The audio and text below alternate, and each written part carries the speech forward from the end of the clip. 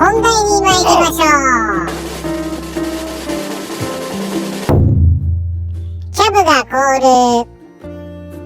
マジェスティ125は変わった経歴を持っていて、設計開発は日本のヤマハ発動機が行い、台湾で製造販売されました。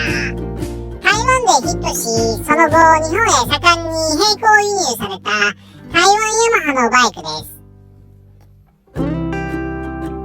その後代理店販売が始まりましたが、私の旧型キャブ車は並行輸入なのでセッティングは台湾仕様です。台湾は沖縄よりも南に位置し、年間通して温暖な気候ですから、日本の冬に合うわけがありません。気温が5度を下回り、雨や雪が降るとキャブがアイシングを起こし、エンジンが止まります。キャブの中は常に速い速度で空気が流れているため、外気温より約5度低いと言われています。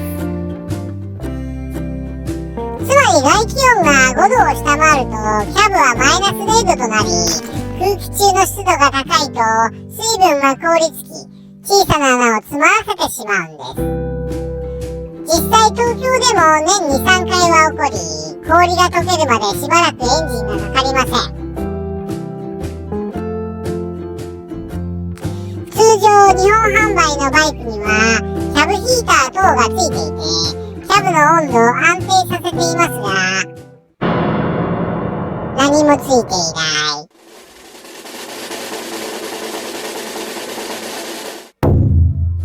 オイル管理はシビアに。メーター内にオイル交換時期を知らせるインジケーターがついていますが、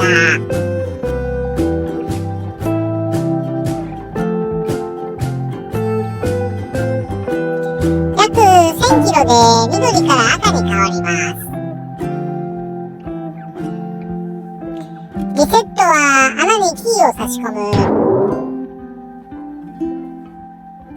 取扱説明書には赤に変わったらオイル交換と書かれていますが、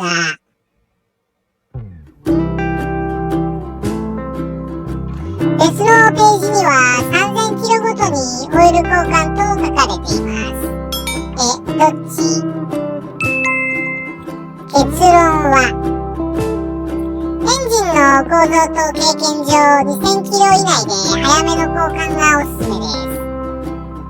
なぜなら紙製のオイルフィルターがなく、ストレーラーの金網があるだけなので、すでに汚れたオイルが循環しているからです。またよくオイル漏れやオイル上がりしやすいエンジンと言われ、オイル量が減る可能性があります。少ないオイル量でクランクに負担がかかると、ベアリングに異音や振動が発生し、エンジン全バラコースです。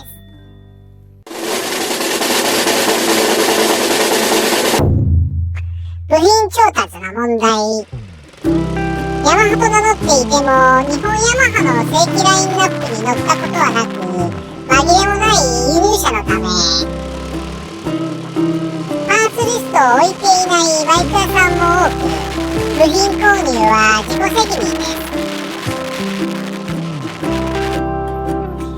部品番号を自分で調べて注文します。修理も敬遠されることさえあるそうです。でも実は某ネットオークションで台湾から部品を国際郵便で送ってくれるありがたい出品者がいてくれたりします。日本で買うより安く買えたりするので大変助かっています。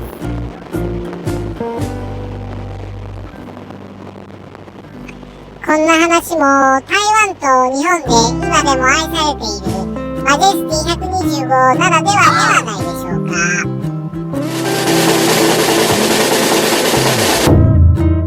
メンテのポイント。フィルターがないという過酷なエンジンをとにかく守るために、オイルは 20W50 の固めを使用しています。駆動系ではクランクケースカバーの横についているフィルターの定期的な清掃が大切です。常に摩擦熱が発生しているプーリー、ベルト、冷やすを取り込む大事な入り口。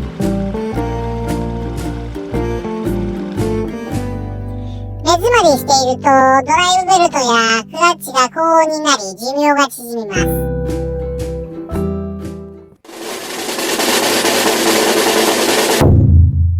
壊れやすい箇所。スターターギアベアリングの破損、キンキンカラカラ音が発生、振りすぎでベアリングが粉々。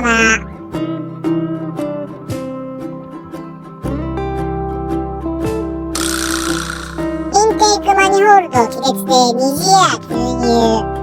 ゴム部分に亀裂、キャブとの接続部がブカブカになっていて、二次エアを吸い込み、始動性が悪化。ジェネレーターコイルの寿命。セリやオニキックでも始動せず、発電点火不良、交換後一発始動。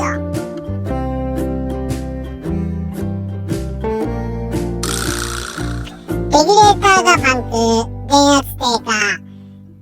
ジェネレーターが正常発電していても整流できず、バッテリー完全放電。キックで始動し、自走は可能。エキゾーストバルブにスラッジ噛み込み、エンジン停止。突然吹けなくなり、エンジン停止。エキゾースト側のバルブでスラッジの噛み込み。正しい圧縮ができず、再始動不能。冷却系の異常を早期に発見するためには、デジタル水温計がとても有効です。もともとメーターについている警告灯だけでは不十分です。刻々と変化する水温表示はエンジンの異常をすぐに反映してくれるのでとても安心です。ヘッドガスケットが抜けた時助かりました。まとめ。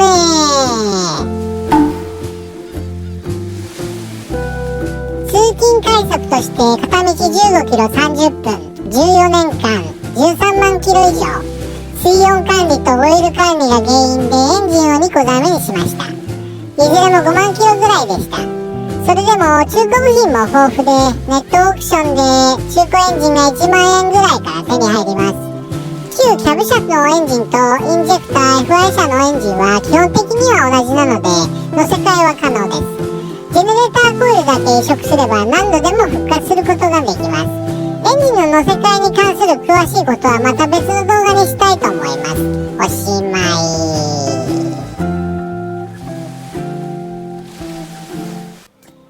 これからもマジェスティ125のメンテナンス、修理、カスタムの動画をアップしていきますので、もし気に入っていただけたらまた見に来てくださいね。